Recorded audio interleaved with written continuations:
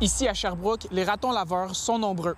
Et pour Hélène Armstrong, c'est devenu un problème alors qu'une maman et ses bébés se sont installés dans son grenier. Ça a commencé au mois de juillet quand j'ai vu un raton laveur monter par la poutre de mon patio sur le toit. Le raton laveur n'avait pas de symptômes apparents de la rage, premièrement.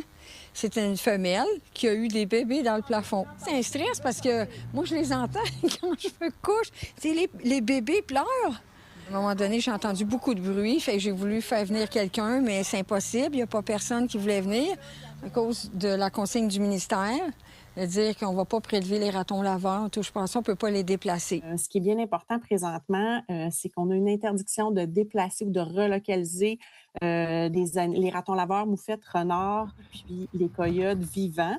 Dans plusieurs municipalités, là, dont la municipalité de Sherbrooke, étant donné qu'on veut éviter de propager la rage du raton laveur. Ce que le citoyen peut faire, c'est de communiquer, par exemple, soit avec une firme spécialisée en gestion parasitaire notamment, ou communiquer avec l'association de trappeurs de sa région pour, ou par elle-même, en fait, capturer ces animaux-là et les sortir du bâtiment.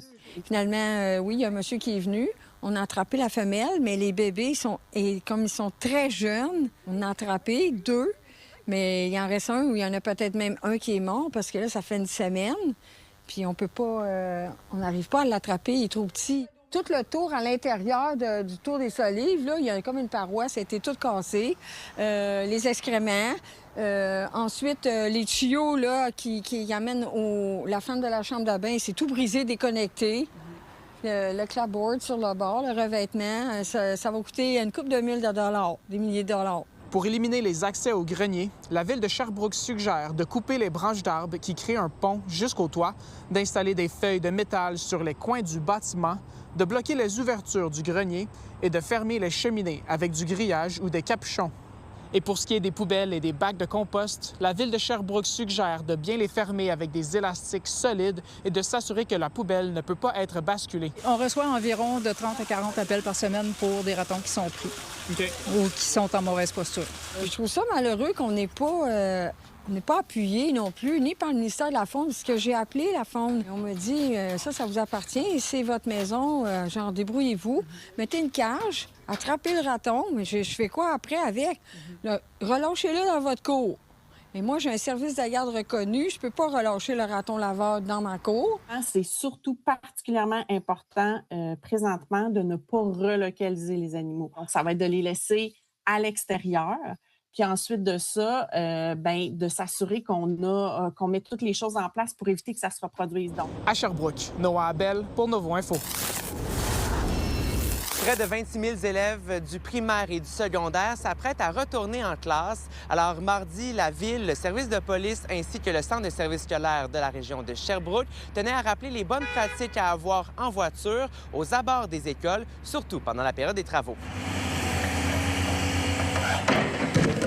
Il y a énormément d'automobilistes qui vont revenir sur le réseau routier. C'est le retour des vacances, c'est la rentrée scolaire des gens qui vont changer leurs habitudes, changer leur itinéraire.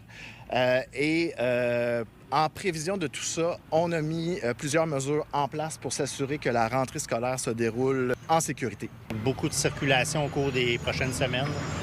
Du côté du SPS, on a mis en place un service d'ordre. Donc, à partir du jour 1, nos policiers vont être très visibles, très présents dans les zones scolaires, aux abords des zones scolaires.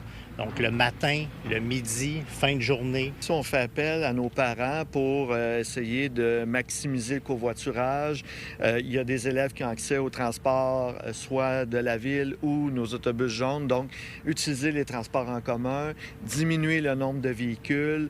C'est encore une belle saison pour le vélo, la marche. Donc, essayer le plus possible de minimiser le nombre de véhicules, organiser les circuits, c'est-à-dire avec les outils de circulation, entre autres, puis nos communications. L'année dernière, le service de police a émis plus de 300 constats d'infraction seulement sur le territoire de Sherbrooke pendant la rentrée scolaire. Une grande amélioration qu'on a constatée l'an dernier, puis c'est ce qu'on souhaite aujourd'hui. Idéalement, il n'y aurait pas de constat d'infraction, on serait bien heureux de ça. Il faut savoir que si vous êtes dans une zone chantier routier, zone scolaire, si vous roulez vite, oui, il y aura des constats pour la vitesse, par exemple. Les amendes sont doublées. Le stationnement, des amendes importantes aussi. On voit souvent, ce qu'on a constaté malheureusement dans le passé, c'est que la personne au cellulaire roulent trop vite et se stationnent dans un endroit illégal. Des combinaisons d'infractions, on en voit beaucoup.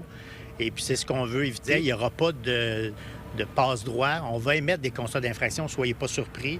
Et puis, c'est à vous d'éviter tout ça, là, donc en adoptant votre comportement. Pendant l'été, le nombre de véhicules diminue, donc c'est pour ça qu'on essaie de concentrer nos travaux durant la période des vacances scolaires. Et à partir de demain, vous allez le voir, on le constate année après année. Le nombre de véhicules sur les routes est beaucoup plus important. Les parents et les élèves des écoles touchées par les travaux ont reçu des indications et des démarches à suivre pendant la période des travaux. À tous les enjeux de communication, ce qui est important de retenir pour nos parents, c'est de prendre connaissance régulièrement des messages qu'on envoie par courriel, parce qu'on envoie des précisions, on envoie des modifications. Et la Sûreté du Québec indiquait qu'une surveillance accrue sera réalisée jusqu'au 11 septembre sur tout le réseau routier et plus particulièrement dans les zones scolaires. À Sherbrooke, Marc-Antoine Mailloux pour Nouveau Info.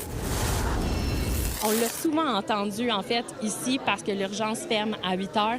Qu'est-ce que je fais? J'embarque-tu mon enfant? Je vais-tu à l'hôpital à Sherbrooke ou à Magog ou je reste ici? Depuis 2022, l'urgence de Quaticook est fermée la nuit. Ça donnait l'impression aux citoyens d'être laissés sans service de santé. Alors, pour les aider à connaître les ressources disponibles et savoir quand les utiliser, le milieu de la santé communautaire et municipale ont créé ensemble le Repère Santé Quaticook. Il y avait de la mauvaise éducation. En fait, les gens ne savaient pas nécessairement où aller. Est-ce qu'ils devaient aller à l'urgence, pas aller à l'urgence? Donc, au final, on est arrivé avec cet outil-là qui permet vraiment d'aider les gens un peu comme un arbre décisionnel, en fait. Bon, il est fait là, pour qu'on puisse le mettre au frigo. Puis à l'intérieur de l'outil, ce qu'on a fait, c'est qu'on identifie les 5 problèmes de santé les plus fréquents dans la vie de tous les jours. En tout cas, ceux qui font en sorte qu'on a le plus d'appels à InfoSanté. Ça reflète aussi ce qu'on a entendu sur le terrain. Puis pour chacun des problèmes, on a une gradation de la sévérité. De quand est-ce que vous devriez appeler InfoSanté, quand est-ce que vous devriez peut-être aller à l'urgence de Quaticook ou quand est-ce que vous devriez carrément aller à l'urgence à Sherbrooke. On laisse personne sans référence. Là. Avec cet outil-là, bien, tout le monde peut savoir quoi faire. Suite à la fermeture de l'urgence aussi, on a doublé le nombre de présences ambulancières. On a même changé les horaires des ambulanciers. Donc, oui, on offre plus de services.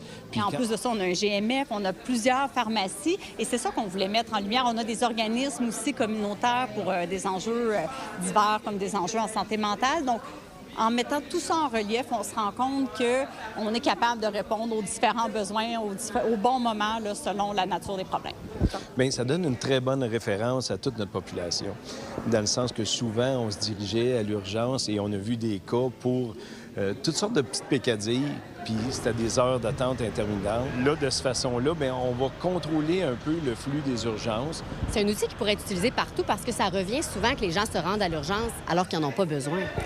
On est bien fiers à la MRC de Quaticook d'avoir été des pionniers en ce sens-là, mais je trouve tellement cet outil-là génial que je ne serais pas surprise que d'autres personnes décident de s'en inspirer. Est-ce que vous militez encore pour qu'il y ait ouverture de nuit de l'urgence?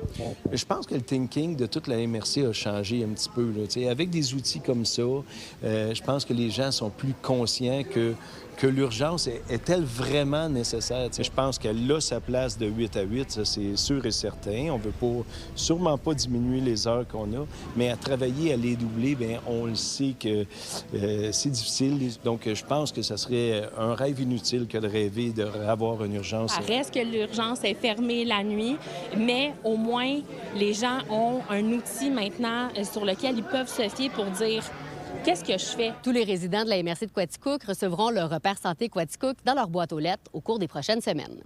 À Quaticook, Fanny Lachance-Paquette pour Nouveau Info.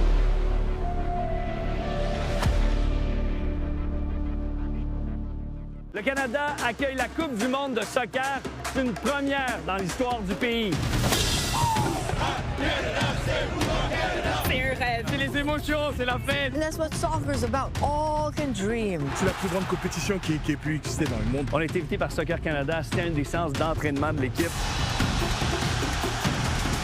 C'est notre potentiel, on se met pas de limite. La Coupe du monde a aussi un côté rassembleur qui attire les plus grandes stars. Wyclef, ça va bien? Ça va bien. Enchanté. Grenadier à la sauce, ça qu'a fait.